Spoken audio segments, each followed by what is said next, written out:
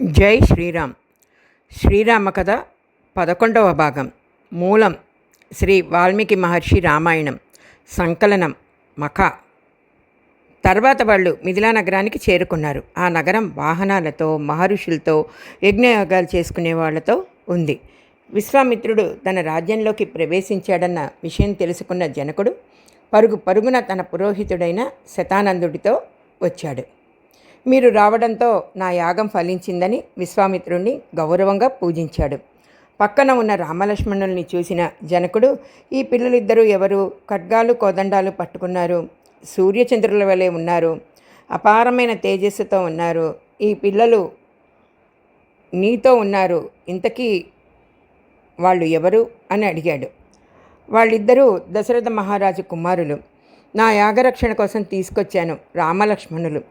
రామలక్ష్మణుల రక్షణలో నా యాగం పూర్తయింది అని సమాధానమిచ్చాడు విశ్వామిత్రుడు.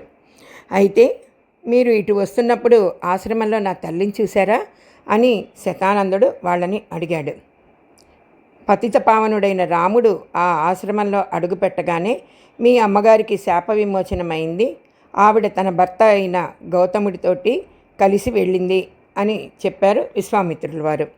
శతానందుడు ఎంతో సంతోషించాడు. రామా, నీ దర్శనం నాకు కలగటం నా అదృష్టం. మా అమ్మ జీవితంలో ఒకసారి కామానికి లొంగింది, అందువలన ఎన్నో సంవత్సరాలు కష్టపడింది.